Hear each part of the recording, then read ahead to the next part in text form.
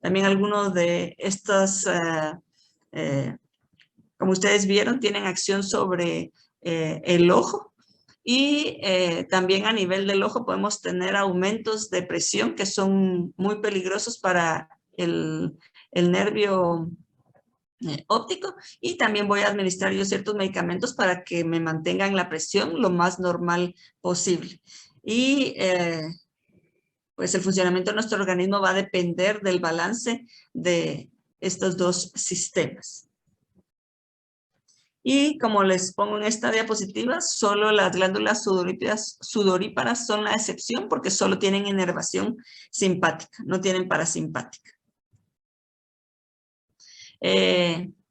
Ustedes en el documento pudieron ver que hay funciones del sistema nervioso autónomo en diferentes partes, en diferentes órganos del cuerpo. Como yo les hablaba del ojo, en el corazón, glándulas sudoríparas que solo tienen un efecto simpático, a nivel del músculo liso bronquial, o sea, los bronquios, a nivel de los pulmones. Un aspecto que hay que tomar en cuenta es que en el sistema nervioso simpático la fibra preganglionar es corta. Como tienen ustedes aquí en esta diapositiva. Y la sinapsis con la neurona postganglionar ocurre en los ganglios autonómicos. Y la fibra postganglionar, ya después del ganglio, es larga hasta acabar en el órgano efector distal. Por el contrario, el parasimpático es al revés, entonces en la mayoría de los casos vamos a saber que tienen características contrarias, y por eso que yo les mencionaba lo del balance. La fibra preganglionar es larga, como se ve aquí. Y la sinapsis ocurre en un ganglio autonómico localizado a nivel distal del sistema nervioso, o en la misma pared del órgano efector, donde nosotros queremos o donde se espera la acción regulatoria de este sistema. Y ustedes también saben que para que ocurran esas acciones se liberan una serie de sustancias químicas que lo hablamos desde el principio del semestre, que son los neurotransmisores. Y estas sustancias son las que van a activar diferentes receptores localizados en la membrana celular de diferentes órganos.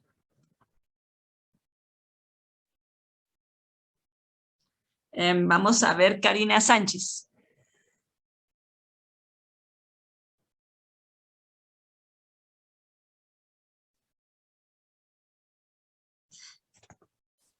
Karina, buenas tardes. ¿Cuál es el neurotransmisor que se libera a nivel del sistema nervioso simpático?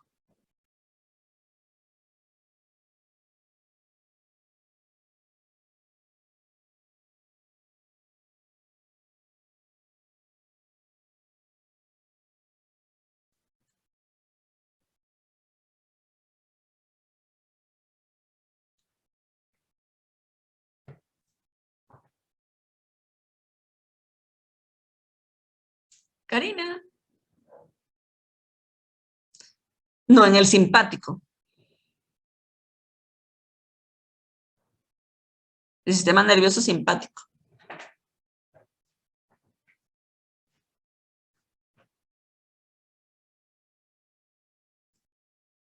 Noradrenalina, ¿sí? O norepinefrina.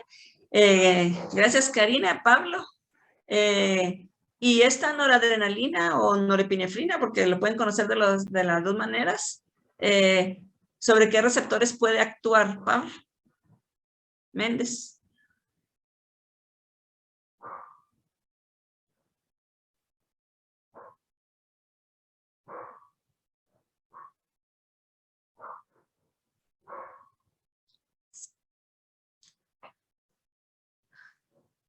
¿Se me escucha, Lick? Sí, te escucho ahorita, Pablo. Ah, ok. Más que todo, la noradrenalina puede actuar en los receptores adrenérgicos como el alfa 1. Ya, gracias. ¿Solo en el alfa 1, Pablo? No, no, en varios, en bastantes. También en los beta 1 o beta Ajá, 2 también. ya, gracias. Y entonces, así como me estaban diciendo, en el parasimpático, en el sistema simpático, vamos a tener como neurotransmisores a la norepinefrina o adrenalina, noradrenalina, vamos a ver. Y tenemos una serie de receptores adrenérgicos que se llaman aquellos receptores que vamos a encontrar localizados en la membrana celular y que responden a estos neurotransmisores, son los receptores adrenérgicos, y tenemos los alfa y los beta, y ustedes en el documento ven que hay diferentes alfa 1, alfa 2, y ahora se ha ido encontrando más específicamente algunas otras características de los diferentes receptores, pero en general vamos a decir que tenemos receptores alfa y beta. Abdi, Pablo.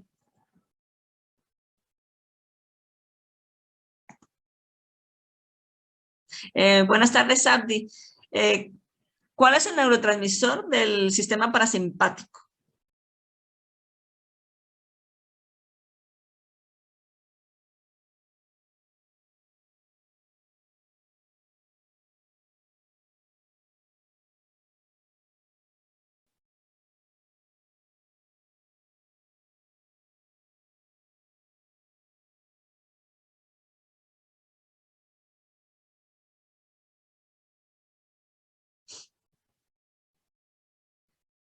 El colinérgicos, pero el neurotransmisor, ¿cuál es? Sí, el parasimpático son, pues si hablamos de receptores, son los receptores colinérgicos, y el neurotransmisor es acetilcolina. Gracias, Sati. Entonces, a nivel del sistema nervioso parasimpático, vamos a tener a la acetilcolina como el neurotransmisor que va a interactuar con receptores muscarínicos y receptores nicotínicos que van a actuar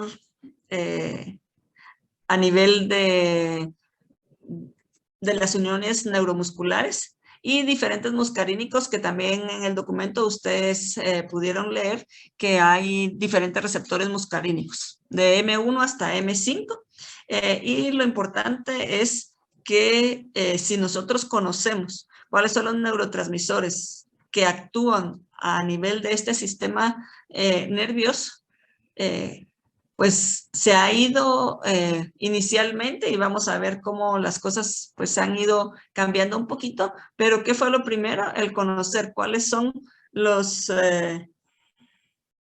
neurotransmisores que me pueden activar estos receptores, que pueden interaccionar con estos receptores. Ustedes ya lo pudieron ensayar en química computacional, a algunos les tocó incluso alguno de estos receptores, cómo es que las sustancias que se han estudiado para poder regular el funcionamiento de este sistema, generalmente pues lo iniciamos viendo sustancias similares a los neurotransmisores endógenos, a los que realmente normalmente se producen en nuestro organismo, y en base a las modificaciones estructurales es que nosotros hemos ido estudiando los fármacos que podemos administrar en caso de que haya alguna alteración de la fisiología debido a alteraciones de estos neurotransmisores.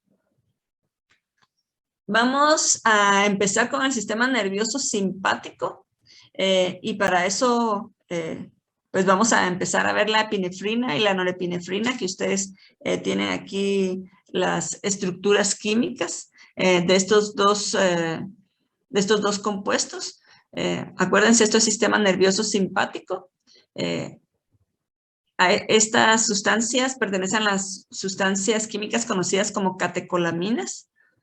Son compuestos polares que contienen grupos funcionales ácidos y básicos, compuestos quirales. El enantiómero natural tiene una configuración R, el que se produce dentro de nuestro organismo, sufren oxidación al estar expuestos al aire y como tal, la epinefrina y la norepinefrina, que vemos aquí las estructuras químicas y como yo les digo, tienen una configuración R, tienen son compuestos quirales. Las catecolaminas, el grupo catecol es este que encontramos aquí, es el anillo bencénico con los dos grupos hidroxil. Como tal, se han utilizado sobre todo la epinefrina o adrenalina, sin embargo vamos a ver que el utilizarlas como en terapéutica tienen algunas inconvenientes y por lo tanto su uso terapéutico es limitado.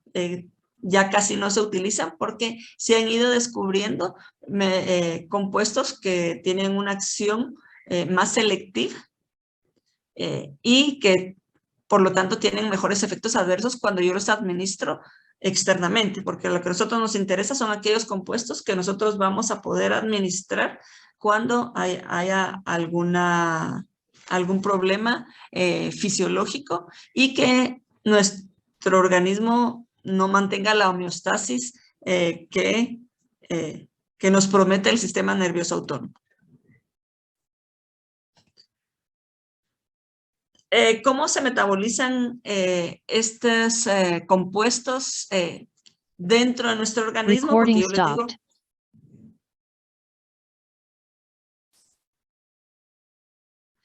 son neurotransmisores. Recording in progress. Bueno, ya siguió la grabación, pero no sabía si me seguían oyendo. ¿Sí me siguen oyendo? Sí, sí se lo escucha, Lick. Vale. A partir de la fenilalanina que ustedes ya lo han conocido en bioquímica, la han oído como un aminoácido de nuestro organismo, al ser metabolizada por la fenilalanina hidroxilasa, nos da el siguiente compuesto que es la tirosina, que es otro aminoácido que ustedes han oído. Esta tirosina puede ser metabolizada por la tiroxina hidroxilasa o por la transaminasa. Si es por la transaminasa, pues va a seguir otro camino que no nos interesa, pero al ser metabolizada por la tirosina hidroxilasa, nos da de compuesto la 3,4-dihidroxifenilalanina, que al ser descarboxilada,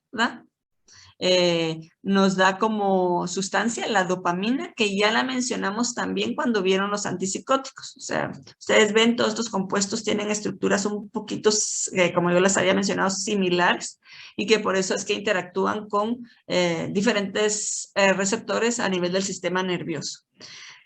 Ya la dopamina,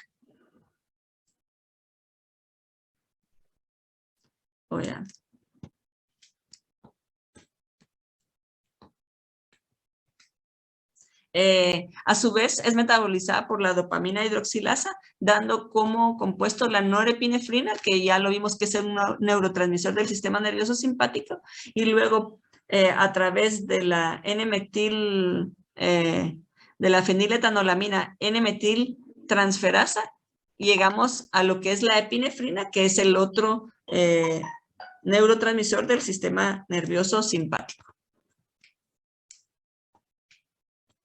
Más acaso, ahí está. Entonces, es de esta manera que se metaboliza dentro de nuestro organismo estas dos neurotransmisores que tienen acción sobre el sistema nervioso simpático y que ustedes ya lo conocen y que ya más o menos saben cuáles son las acciones fisiológicas que realiza el sistema nervioso simpático.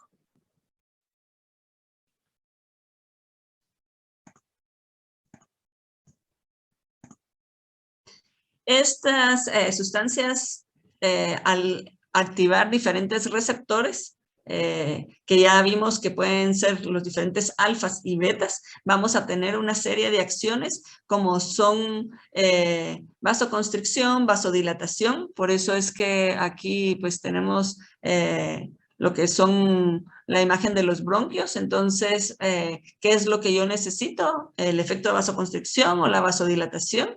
Y dependiendo del receptor que estimulen, así vamos a tener el efecto. Por eso es que vamos a ver dentro de estos compuestos algunos que se van a utilizar cuando las personas tienen asma, porque en el asma es una reacción que me va a causar una vasoconstricción, me va a cerrar esos bronquios y yo necesito un efecto contrario y que se actúe sobre los receptores beta y me provocan esa vasodilatación. Lo mismo sobre el músculo liso tracto gastrointestinal, vamos a tener, dependiendo el receptor a estimular, es el alfa o beta, inhibición o relajación, músculo liso uterino, lo mismo, músculo liso vascular, que era lo que yo les decía, la presión también, vasodilatación, vasoconstricción. Y a nivel del páncreas, si me va a inhibir o estimular la secreción de insulina, y ustedes saben que eso es importantísimo para el metabolismo de los carbohidratos. Tenemos acción sobre el corazón, riñón, hígado, músculo estriado esquelético, tejido adiposo. En el tejido adiposo, ustedes, si revisan otra bibliografía, pues tenemos los receptores beta 1 y beta 2, pero ahora en algunos todavía no aparece, en algunas referencias bibliográficas, los receptores beta 3 y ahora pues ya se conocen y me van a regular, tienen una función importante por lo que se ha estudiado para regular lipólisis y termogénesis, o sea, el calor del organismo.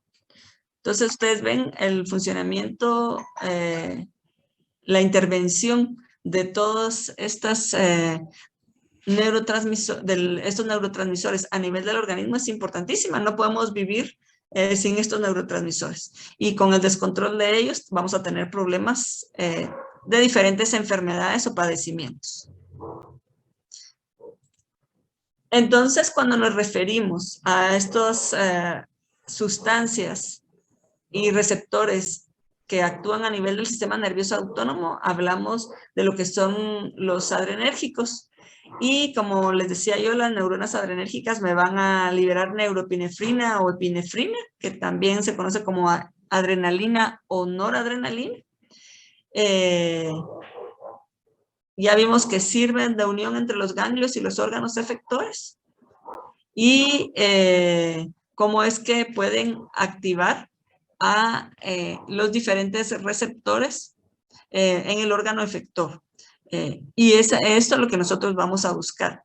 Cuando nosotros veamos los diferentes fármacos que actúan a nivel de estos receptores, cuál es la acción que nosotros necesitamos y cuál es la acción, el lugar de acción de estos medicamentos.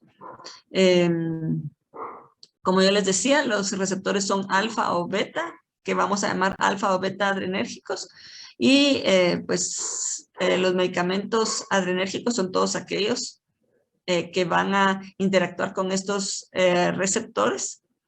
La clasificación inicial empezó desde 1948, como yo les decía, en subclases alfa y beta, y que ahora pues ya se ha ido diferenciando dependiendo de la acción que se va viendo en cada uno de ellos, que va provocando. Entonces, ¿qué es lo que nosotros debemos tomar en cuenta para estudiar estas sustancias?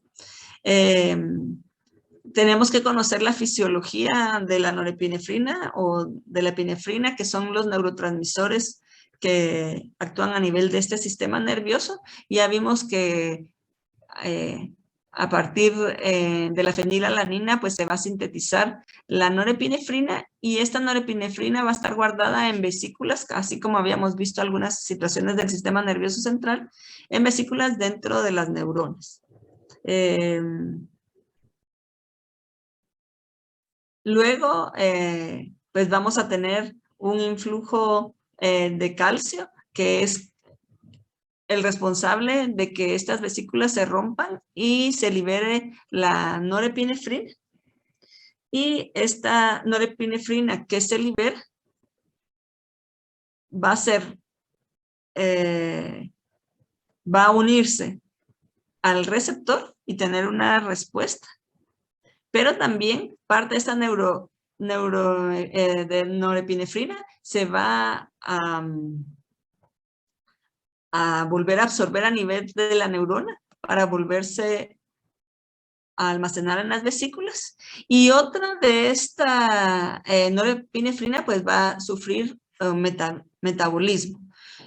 Dos enzimas me metabolizan la norepinefrina, o sea, al metabolizarla me termina la acción de ellas, y es la catecol ortometiltransferasa y la monoamino oxidasa. Entonces, esta norepinefrina que tenemos liberada, una parte se va a ir a unir al receptor, otra parte se vuelve a la neurona y a las vesículas que la almacenen, pero otra parte que está liberada va a ser metabolizada por estas enzimas que son la ortometiltransferasa, catecol ortometiltransferasa y la monoamino oxidasa.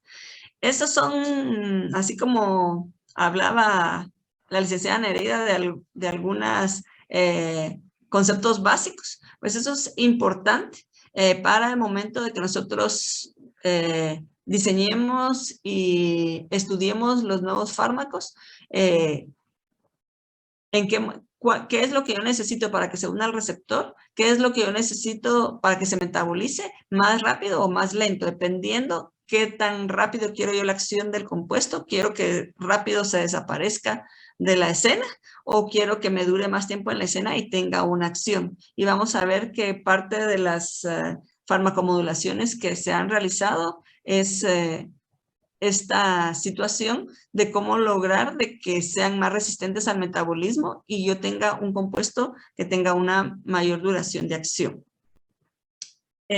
Hoy tenemos presentaciones, Nereida. Sí, 3 grupos. ¡Ay, 3! Pero, yo pensé que eran 2. No, pues son 3 grupos, pero bueno, yo quería preguntarle, ¿este tema va a entrar en el examen del...? Porque creo que tal vez si gusta seguir avanzando con la clase para cubrir bien el tema y que no quede duda, y podemos reorganizar la presentación de los chicos si ellos están de acuerdo también. Pues como ya se habían preparado para hoy tal vez, entonces que presenten, pero yo tenía la idea que eran los 2 grupos. No, entonces son ya 3 grupos. Nos pasamos yo un poquito. Yo no la había querido interrumpir porque la vi muy emocionada. Para adelantar un poquito, pero entonces nos podemos quedar hasta aquí, que ellos presenten, y solo que sí vamos a tener como 10 minutos más todavía de la clase para que termine de presentar los 3 grupos. Sí, perfecto, gracias. Bueno, gracias, Lick. Entonces, vamos a comenzar con las exposiciones, chicos. Nos toca comenzar con el grupo número 9.